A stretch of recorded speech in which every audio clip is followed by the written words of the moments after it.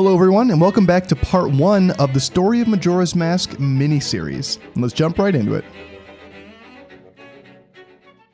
It's evident that Majora's Mask is markedly different from its other Zelda counterparts. There is no direct mention of the Triforce or battles with Ganon, and there's only a brief encounter with Zelda at all in the flashback. The game begins by saying that this journey is a personal one for Link, as he searches out for a long-lost friend. In order to get the full story of Majora's Mask, we need to take a step back into Ocarina of Time. In the events following Link and Zelda's epic battle with Ganon, sealing him away in the Sacred Realm, Link returns the Master Sword and thus becomes a child again. Though most people in the kingdom would never know the true dangers that nearly occurred, the rise of Ganon, Zelda and Impa would know that Link was the hero of legend that saved them in Hyrule once again. Because Link went back in time, his efforts as an adult never happened, and thus a split in the timeline was made. Link could have stayed as an adult in the destroyed but saved world of Hyrule, but as a true hero, he returns the sword and restores Hyrule to its former glory. If we reference our secondary source, the Zelda Encyclopedia, we see that the timeline actually cuts into 3 sections here, being perhaps the most pivotal moment in all of Zelda. Were he to continue as an adult, the land of Hyrule will be struck by calamity and flood, but that's a topic for another time. Here, Link continues as a child and parts way with Zelda to go on another journey.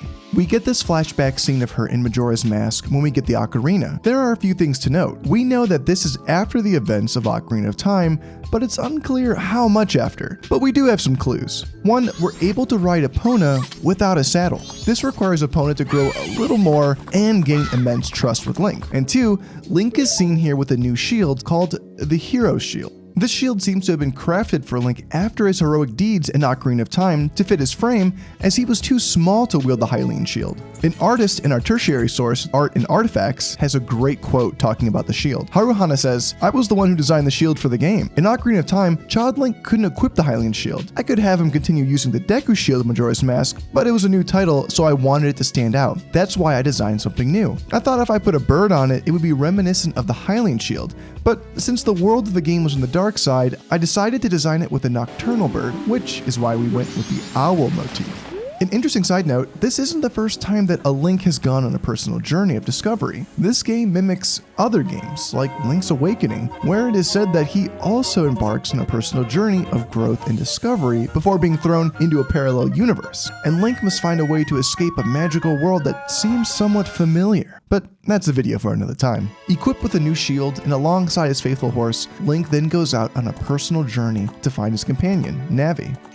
But does anything else happen along the way? Well, according to our alternative canon, the manga shows some interesting scenes. While still in Hyrule, Link visits a small castle town to meet with a Captain Orson and his soldiers to train them. At first, they don't believe this little child could be the legendary swordsman that they had heard of, but after proving himself by showing off the Ocarina, which holds the Triforce, he quickly bests them all in combat and goes toe-to-toe with their captain in battle. Of course, none of this is mentioned in the game, but it is cool to see.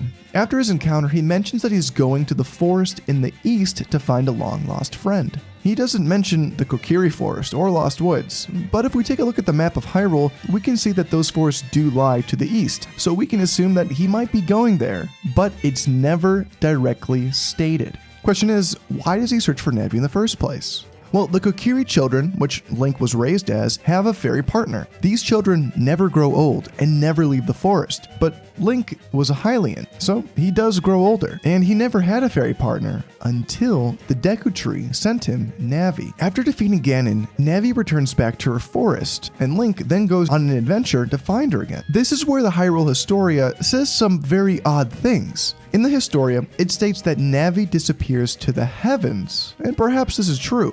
Maybe Navi was welcomed to the Hyrule Heavens by the goddesses, which would have made Link's journey fruitless from the beginning. But this isn't stated anywhere in the games. As far as we know, she just returned back to the forest. The Historia says that Link wanders in search of Navi in a mysterious forest, which led to a parallel world known as Termina. And it's interesting that it says this, and we'll dive more into parallel worlds in a future video, because there happens to be a ton of these in Zelda. You probably already know a few. And so Link begins his journey to find his companion, which brings us to the start of this game. It begins by saying that the Hyrule royal family tells a legend of a boy who embarks on a secret journey to find an old companion. It is a minor detail, but this nearly starts like a storybook by telling our viewers of a legend long ago. The scene begins by showing Link traveling sullenly through a forest, but this forest is unique. It doesn't quite seem like Kokiri Forest or the Lost Woods which we are used to, but it could have easily just been a different part. Fairies, however, do seem to be here, as we see a couple flying right above Link as he passes unaware. The two fairies, who we would come to know as the siblings Tattle and Tail, spooked Epona and knocked Link off the horse. And this is where we see our main antagonists reveal themselves. Skull Kid the Imp, wearing a unique mask known as Majora's Mask. Skull Kid thanks his fairy friends and then mentions, "Huh? This guy?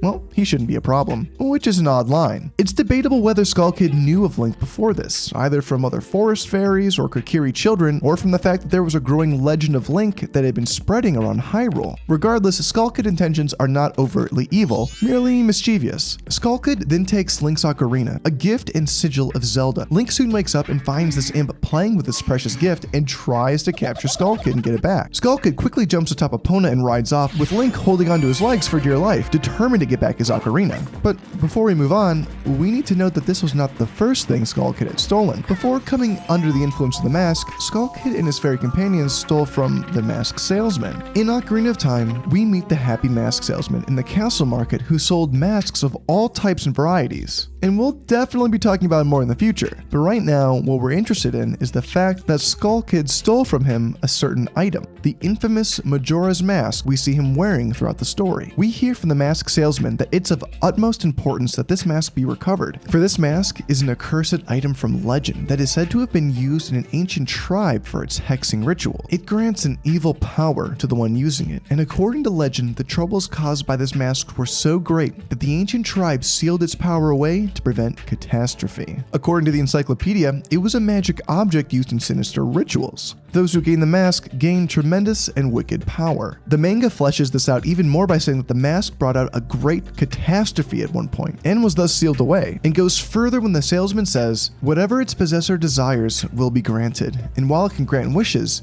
it also possesses a dreadful power. It is an evil mask of devils. And if he doesn't get this mask back, there will be a calamity. Believe it." Now, while we don't know much more about this tribe that trapped the evil in the mask, we do get more info about the mask's past in a side story told at the end of the manga. There is even an insert from the author's Himakawa that this is an original side story created before they finished the main anime, or even finished playing the entire game. So while it's officially licensed, take this with a massive grain of salt, even within the alternate canon.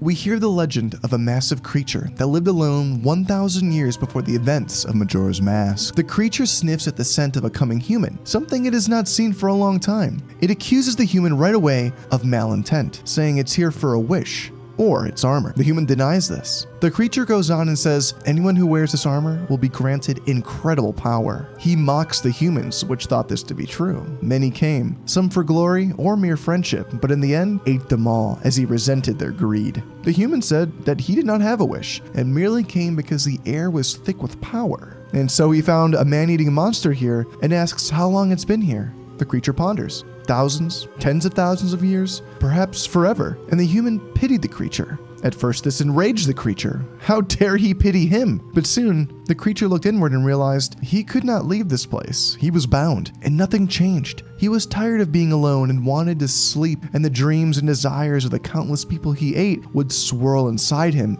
and they asked for time to move, for things to begin. The man suddenly took out a drum and brought rhythm to the realm. And from this, the creature began to dance, and thus time was born. The creature danced for 3 days and 3 nights. And on the 4th morning, he fell down and died, and so too did his world. This is very similar to Majora's Mask. And while we don't know how long Skull Kid had the mask, there is a parallel here. Skull Kid wore the mask for at least 3 days and 3 nights, gaining immense power all the while, doing whatever he wanted, slowly succumbing to the evil powers, before crashing down like the moon and destroying himself and the world around him. The final part of the manga goes on to show our human carving a mask out of this armor, trapping the power inside, saying that it's now safe here, letting it sleep for all time. Of course, until someone puts this Majora's Mask on. This is very different from what is told to us in the manga and game, where we hear a tribe trap the magic inside the mask. But again, those details are so fuzzy and incomplete,